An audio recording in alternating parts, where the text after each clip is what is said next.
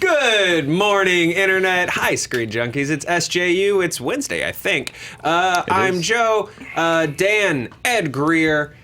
We have a... Whoa. Wait, Coffee is spilt. Sorry, we're late.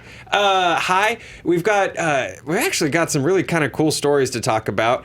So we're just going to jump into them because I think this is crazy. Story number one, Fox was hit with this huge ruling in a major fraud case. This is via To Her and Deadline.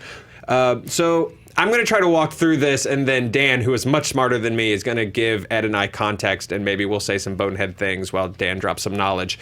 So almost 2 years after Bones ended its run of more than a decade at Fox, the stars and executive producer of the crime drama have partially prevailed in their profit participation battle with the company for now. So Amy Deschanel, David Borean, I can never say his name. Boreanaz, thank you, and EP Barry Josephson, my son, have been issued a very hefty award of almost $179 million in the case. It was revealed today in a court petition by their attorneys and lawyers for the actors. So arguably the most consequential aspect of the arbitrator's decision pertains to Hulu, the video-on-demand service co-owned by Fox, Disney, Comcast, and other studios. In his decision, the arbitrator addresses digital rights given to Hulu. That's the game changer. Okay, so let's hit pause. Yes. Tell me what all the words I just said mean. Sure. Okay. It's very. First of all, it is a great story on THR that you should read because it goes very in depth and it's a very complex case. But the bare bones of it are that Emily Deschanel, David Boreanaz, a lot of times if you have stars that sign onto a show, EPs that sign onto a show, they help get that show made because they have clout either in front of or behind the camera. So they have profit participation deals, meaning any deal that the show makes, revenue, etc., they get a slice of that profit. Right. Part of it is selling first-run streaming rights, meaning Fox sold to Hulu the rights to run the show concurrently with the season on their streaming platform. And so you would think that generally there would be some revenue made from that because Hulu has the rights to stream it. A lot like how they had the rights to, or Netflix had the rights to Friends, and they had to pay Warner Brothers another whatever $1 million to retain those rights. This is just for first run. So if Modern Family is on the air and it comes up on Hulu on Thursday, there should be some exchange of money there because Hulu, that helps them. It helps them to have current shows on their platform. So essentially what the suit is saying is that when Fox sold the rights to Bones to Hulu, they sold it essentially for nothing. They sold it for a share of speculative advertising revenue, meaning we're not going to take any money now. It's going to be based on speculation of future advertising revenue, which it came up in the suit, is a very unusual deal. And what the arbitrator found in this case is that because Fox is a co-owner of Hulu, they were essentially selling the rights to Bones to themselves at a heavily discounted rate, which, as you can see, if you're a profit participant in Bones, as the people in the suit were, is a little distressing because that is money that by rights the show should have made that is then not going to them. As a matter of fact, Fox was going to them saying, we don't have it. It didn't make the money. We don't have the money. We can't pay you. So that's why this whole suit began to begin with. They're like, wait, no, there's money that was made or should have been made that we weren't paid. There had to be. There had to have been. And what came out through this case is essentially the really surprising thing was that they found that they found evidence that Fox signed both sides of the agreement. So basically, it's Dan Fawcett signed the Fox Content License Agreement on behalf of both FEG, Fox Entertainment Group, and Hulu, which is literally selling something to yourself for nothing. That's not great. So going forward, what this could potentially mean is there's kind of two elements. One is Fox. They called it essentially, again, the arbitrator, what they found was they called it basically a fraud case because there's a whole other separate things going on where, like, Fox went to these people that were suing the show or profit participants and gave them a deal and basically said, if you don't sign this document saying that you're going to drop the lawsuit, we are going to cancel the show. we are going to cancel Bones, and you're going to be out of a job, so you're probably going to want to sign this document. But again, allegedly, at the same time, they were going to the showrunner to sign a multi-year extension, meaning they were telling the profit participants, we're going to cancel the show if you don't drop your lawsuit. At the same time, they were going to the showrunner of the show saying, we want to keep making the show for a lot longer, and we want to negotiate a deal with you. So there's the Fox side of it of, were they lying and defrauding these profit participants? But in a broader scope, and I'm almost done, I promise. It's TV broccoli. This is ridiculous to me. People would rather you do this than us do whatever we were going to do. Yeah. In a broader scope, though, especially as we're talking about Disney and Fox merging, they will then have 60% of Hulu ownership. The people that have the networks that also co-own Hulu that are licensing their shows, particularly to run concurrently with the first run airings of the show, are they doing these same kind of deals? Right. And if they are, this opens the door for other profit participants in these shows to go to the networks, potentially to open up lawsuits. Yeah. And it could make things substantially more expensive for Hulu to be able to license these shows to air on their platform, particularly as they're airing on network television, because if they now have to pay actual money for these shows, their operating expenses could go up by tens, hundreds of millions of dollars. They could go up astronomically if it's found that every network is sort of selling themselves these sweetheart deals in order to advance their shows, because it's an advantage to the network to have Modern Family is another show where there have been some participants saying, yeah, we feel like we should be seeing a lot of money from Hulu, and we feel like it sort of hurts the ratings for live TV for it to be on Hulu. So we don't really see the advantage of it, but whatever. Right. It opens the door for every one of those showrunners and private participants to say, like, wait a minute, what did you license our show to Hulu for? Yeah.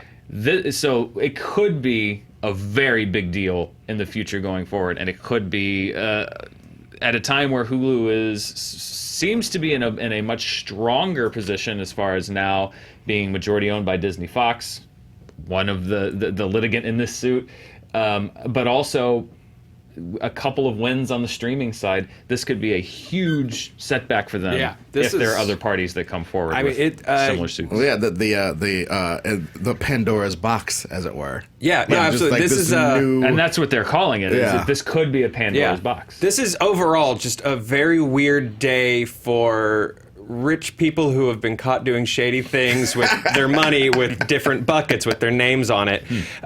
So this goes back as far as 2010, where a lot of TV creatives, like you've been saying, Modern Family, other shows, have suspected that they were being cheated by exploitation of their shows on Hulu. Netflix, Amazon Prime, original content seems to be the way to go. Hulu has remained strong with recent and current running shows. Like you say, it's their entire business plan. And Netflix was actually not their entire, but largely. Netflix was actually used against Fox in this suit because part of what they were claiming was, the streaming rights just weren't there. The money just wasn't there. And they actually used Netflix against them by saying, like, well, wait a minute. You were licensing previous seasons of Bones to Netflix.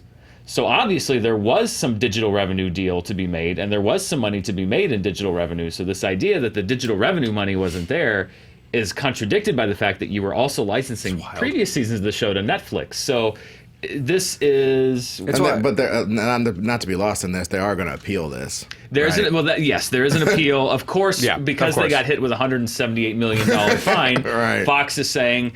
This is all garbage. This is not true. This is defamatory. We're going to appeal. So this case is not over by any stretch of the imagination. So let's get a little deeper into the weeds of this, because again, we called it in the headline, the Fire Festival going on at Fox right now, and it's a really bizarre, fascinating disaster. So I want to get more into the broccoli on this.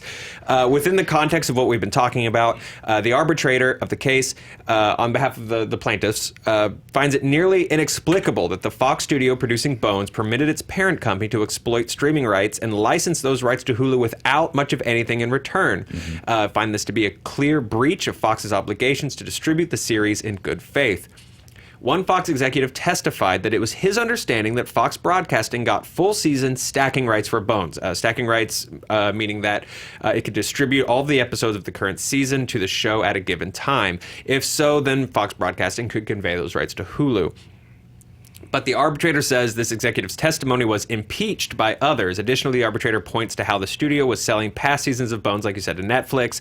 As further evidence, certain digital rights had been reserved. Yeah, I mean, this is huge. Nicholas Sparks was on Today. Sorry, nope. Completely. Sorry, double-sided. I was like, Nicholas Sparks has nothing to do with this story. He's writing a romance between the arbitrator and the contract. Jesus, that was embarrassing. Joe will say anything that's on the prompter. Cue San Diego. Joe Starr? Yeah. So we're talking about sort of this Pandora's box. Fox is appealing the award again of more than $128. I think it's going to be really interesting what the $128 million. It's a lot more than $128. Not to me, man. Right now, if someone was like, "You owe me $128," I'd be like, $128 times a million. That sounds like a Flophouse cable bill. You owe me $128. Get away from me, Spectrum! Yeah. Well, I mean, I know Aurora Borealis is sitting in his mansion and he needs more money. No, I'm just joking. When you sign these contracts, it is funny that they were referencing that Fox is wanting to hold them, meaning the actors and the profit participants, more to contracts they signed like 1 billion years ago before streaming was like what we're thinking of it as right now. Like the initial contracts that they signed, one of the things that they're going to talk about in the appeal is getting them to more hew towards their original contracts, which is like, that's football stuff. Yeah. You know what I mean? Like you sign a football, some green running back or whatever, get 1 billion yards, they're still paying you pennies. You can just, it's kind of known that you can renegotiate at that point. And it happens on TV all the time. So I think that's going to be... Oh, it's the difference, between like an unknown being cast in an MCU role, and then they come back for that sequel, and it's time to, And one thing that they're really going to appeal is if you look at how the payment, the judge was not happy in this case with Fox. And looking at what the arbitration found, the vast majority of the $178 million judgment was punitive damages, because when you do a case like this, there's actual damages, which is they calculated, like, okay, this is how much money these parties would have been owed if the deal had been done above board. It's $20-30 million. But then the judge they can assign punitive damages, and it was like 5 times that amount, which is basically the judge saying, "F you." Yeah. You monsters. We are not just giving them what they're owed. We're going to multiply that many times because you defrauded them. I'm not saying that's what happened. This is the outcome of this particular branch of the case. But it does show that as far as the court is concerned, which in cases like this, the judges have far more ability to riff a little bit like a judge. Like a criminal case. No. It only stands to reason that these Hollywood judges would be a little sassy, a little. They're trying to get that vindictive. daytime show. Hey, exactly. Yeah, my girlfriend used to work for one of the TV judges, and he had scotch in his cup. Heck yeah. All day. Heck yeah. I hope this guy does too. And this really kind of just scratches the surface, because this doesn't even get into when Nicholas Sparks enters this case. No. And really, you won't believe it. Really you won't believe what happened. It gets really crazy from there.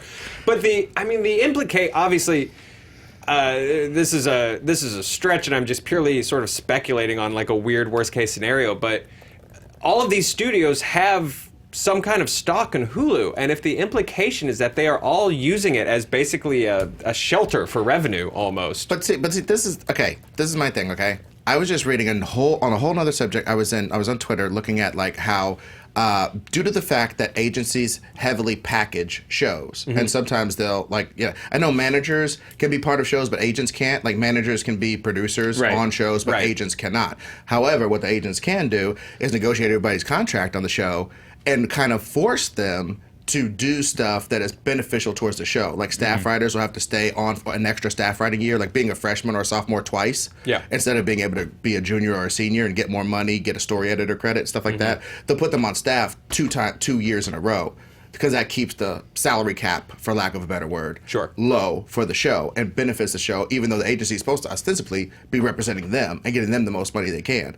Hollywood has been, and they're more incestuous than the Lannisters, and it's disgusting. And it's across all these boards. It's very mafia-like. It's no wonder mafia used to run this town. Yep. You know what I'm saying? Amongst others. And that arrangement right now is also on fire because the WGA and the agents now, it's in a completely separate thing. There's a possibility in a few weeks from now that everybody who has a writing agent is going to have to find new agents, which they're talking about all of these people like J.J. Abrams, every writer-director that you know of, just about.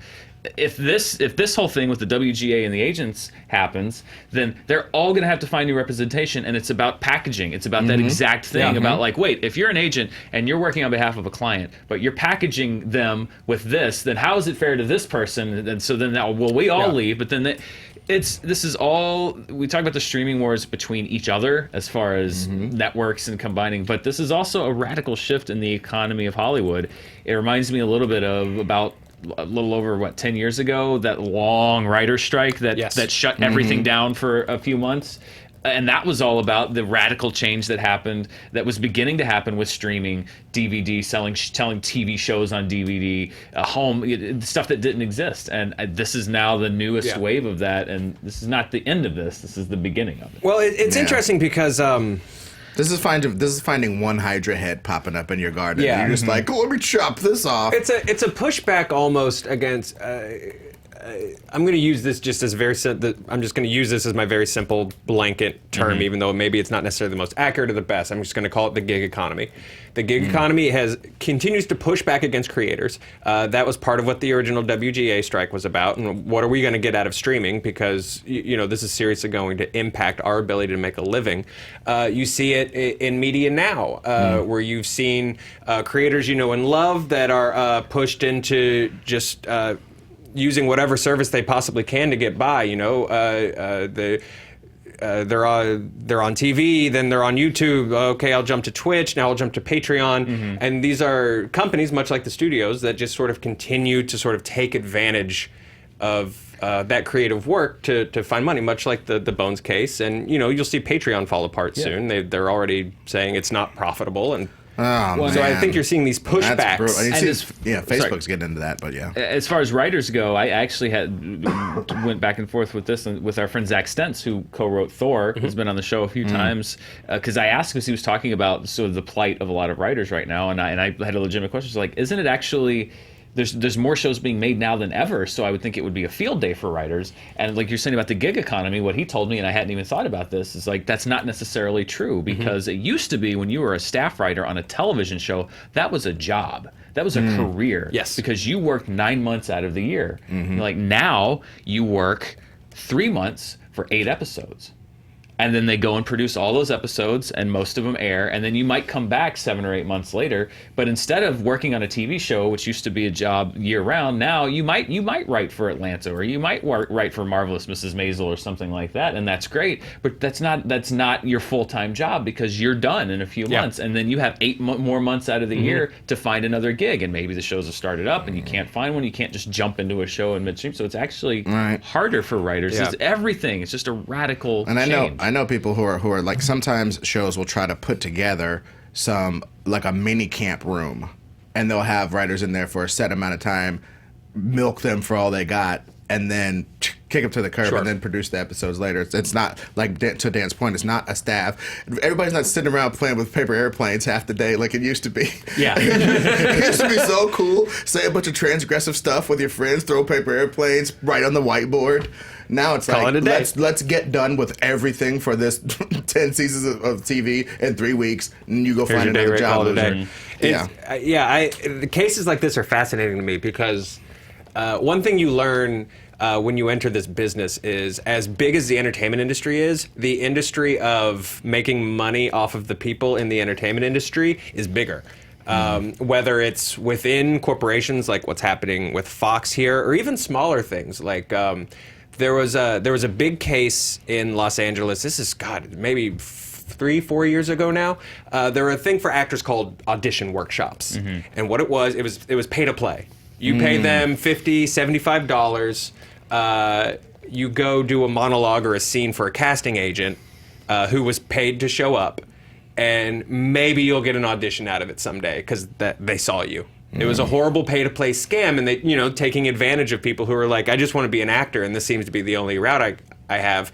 L.A., there was like a big sting op to take all of that down. So that radically changed how actors coming in sort of move and navigate their path forward. So litigation like this and stuff like this is just fascinating to me because things are going to change rapidly as people start to push back a little bit. Yeah. The other thing is, and this is my last big, I promise, this is it. Dude, I love this episode. But there's another weird thing that also happened concurrently with this, which is vertical integration, which is happening more and more everywhere. The biggest case being Disney and Fox. It's going to become one huge vertically integrated company where it's so many things are run under one banner. That's happening more than ever before. AT&T and Time Warner, the Justice Department lost what seems to be their final appeal to that merger yesterday, which means that the merger from AT&T and Time Warner is essentially finally approved, and it's going to happen. And I was reading, the first thing that they're thinking that they're going to do is they're going to take all of these different networks that fall under that umbrella, TNT, TBS, Cartoon Network, HBO, potentially even CNN, and integrate them vertically. So they're run under one entertainment division, one branch. They're going to do what they call cost saving by shedding infrastructure, which means a lot of people are going to lose their job. And instead of several different divisions of a company, now it's one division. Yeah. And that just becomes another big, instead of several powerful arms, that's one big powerful arm of one corporation, which is merged with another corporation. And these are the kinds of things that you're going to see happening because the more divisions that you merge, the more they're going to try to save costs by sharing between them. Yeah. That could potentially negatively impact creators who are used to getting revenue because networks are negotiating in good faith with other separate entities that are not so separate It's going to be weird watching the entertainment industry's competition start to look like the competition for insulin prices, where every insulin company just keeps going, it's exactly the same. Yeah. And they're like, no, we're competing a lot. And the generic version is 50 cents less. Yeah. What? And my question is always that if you're combining all of these networks under one umbrella and you have a Cartoon Network that was sort of its own independent division, answerable to corporate, of course, but sort of an independent division of a company that's now part of one entertainment arm, is it still allowed to operate with the license because Cartoon Network has a history of just like putting on shows that maybe don't have the highest viewership but are very exciting creatively. What you're talking about is the heterogeneity or whatever of having different corporate identities, right? That's the whole point. Like the corporations have fought for years to be seen as people, and guess what? They are. They're made of people, and they are people. And they have personalities. And once you come into somebody's house and say, hey, Fox, you got to act like this around me. I don't know what your first husband let you do, but I'm going to have some eggs at 8:30. And that's all of a sudden, you have a whole different relationship with Fox. Fox used to run around and have fun. Now you're Disney telling Fox what's what. That's a different relationship. And and you lose a bunch of its people as well. The reason why Fox was doing so well is they were a quirky bunch of jerks. And now you're going to homogenize them into a bunch of people with bluebirds on their shoulders singing Disney songs. I don't think that's going to be very good. And obviously, that's simplistic. Okay, what I just said is quite simplistic. But when you lose corporate identity for the sake of this vertical integration, I think they're going to start to see diminishing returns on each of those brands as they lose their brand identity. Yeah. Or you need somebody at the top who's just very committed to maintaining that, which sometimes you get an executive who is, and that's great. But a lot of times you don't get it's most people don't know how to sell toasters and ketchup and dog food and guns. Except for Amazon. Yeah, except for Bezos, and that's why he'll own all of this before long. Guys, let's really get to the heart before we move on. Let's really get to the heart of who's responsible for all of this, and that, of course, is Nicholas Sparks. Yes, I was waiting for how he entered this story. Yeah, so this is. That was the most embarrassing. That wasn't the most embarrassing thing I've done on this show, but I was not happy with it, and I'll be angry with myself for the rest of the day. Self-esteem. Story number 2, Netflix angers Notebook fans with an alternate cut of the movie. This is also very strange and odd to me. So Netflix has really caused a kerfluffle with Notebook fans. They've changed the ending of the movie's original ending. Of course, the elderly couple embrace in bed as Allie finally remembers Noah before they die in each other's arms. Romance.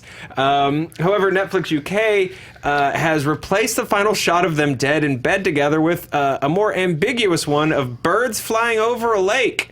Let me clarify. Yes, Hey, Billy. It's not that they replaced, because that bird ending is in the original movie. What JT? it is that they cut. I'm over here. No? Okay. Billy what they can't. did was. Hey, bud. Was this not on me? No, Okay. still not. This is the voice of What God. They did. You're JT, fired. there we go. You watching the game? Yeah, just you can go home after this show. But, The Celtics suck. But basically, what happened is, in the original movie, yes, a nurse comes in. Spoiler alerts. They're dead in bed. And then it shows the birds because they say we're birds throughout the whole movie. What this did was they cut the nurse coming in, showing that they were dead, and just went straight for the birds. Which also, and I know I wrote the script, so this is not your fault, but it's not that Netflix changed it. It's Right. just that's the cut that they were given. Which is like That's bizarre. Someone on the upload side just made a weird mistake and they sent Notebook Alt instead of Notebook. So when One. I used to work at TV Guide, I used to sit next to the guy who would make TV edits on any any IP that we brought in and licensed. I'll tell you, that is a thankless job because even finding 10, 5, 7 seconds to cut out of anything is impossible. It's really hard. So if I had to take a guess, I would think this is probably either like a TV or an airline edit. That was literally just for time. So Nicholas Sparks had a comment on this. On the Today Show? Yeah, on the Today Show. He said, I didn't know it was coming, so I find out about this the same way everyone else does, and they think, for me it's an opinion thing, it's a different ending, and you are definitely going to have an opinion on it one way or another. That was just about as bland as a Nicholas Sparks book. People are definitely going to think about it. God, he should run for office, man. That was solid. Very political. Or he should just take Kevin Feige's job. Feige, very, very, very similar, solid way of talking. Are you going to make this movie? Wouldn't that be great? I love movies. I love answer. Marvel and I love superheroes, and I think you guys really enjoy it when we make them. I think world? that Adam Warlock is a great character, and it'd really be great to see him in the MCU one day. So Netflix did some serious damage control, Netflix UK. And honestly, the damage control would have been better if they had hired Olivia Colman to do a video response. I would Because have she's seen so that. charming. Yes. Oh, yeah. With the Oscar. Yeah, with the Oscar in hand. So they tweeted out, things you should know. We did not edit the Notebook. An alternate version exists and was supplied to us. We are getting to the bottom of it ASAP, a.k.a. you're fired, Doug. And apparently some films have more than one ending. Question mark? Exclamation point? Netflix social media presence is so cheeky. Yes, it is. It's very cheeky. Even before we knew about it across the pond. Like them and Wendy's need to get together because Wendy's be serving some fools. Yeah. We can do a whole episode on the weirdness of... Corporate social media. Yeah. But Who was personal. the company that like a couple weeks The guy ago. was like, I'm really sad, I'm gonna end it. It was like Moon Pies or something. Yeah, it's like a snack food. It's so Yeah, unsettling. Moon And Pies then, was, like, really Like depressed. Ritz crackers, it's like, call me if you need It is pretty crazy. I just love the idea that, like, they don't pay attention. And so whatever kid they put in charge of social media, because they were like, I don't know, social media, come in here, 16-year-old Zach. Yeah. And Zach's just like...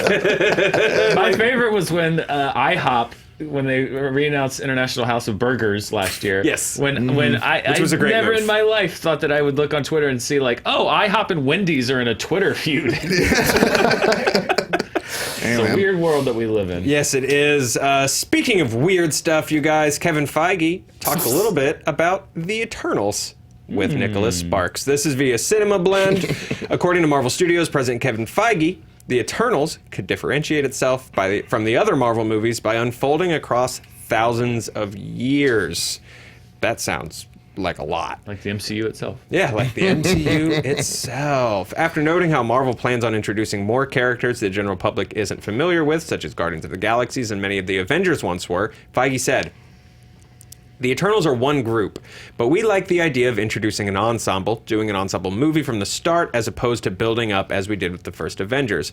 More like Guardians, not tonally, but in terms of introducing a new group of people. You were asking about 60s and 70s before. Jack Kirby did an immense, amazing epic with Eternals that spanned tens of thousands of years, and that's also something we haven't really done, which is why that among many other things post-Endgame, we find that very appealing." Yeah, I mean, if you want to do the Fountain, or the Cloud Atlas of Marvel movies, okay. Hey, wait! I thought we were supposed to be Marvel Shields. I thought we were just like everything. Oh, Marvel. I'm very excited about this, and I'll see it 4 times. Ed. Yeah, I want my Ritz crackers and my Wendy's burgers and my Marvel comics, dude. What are you doing? No, I mean, personally, I was going to say, I thank you for being negative first, because, y'all know me. Dude, let me tell you something.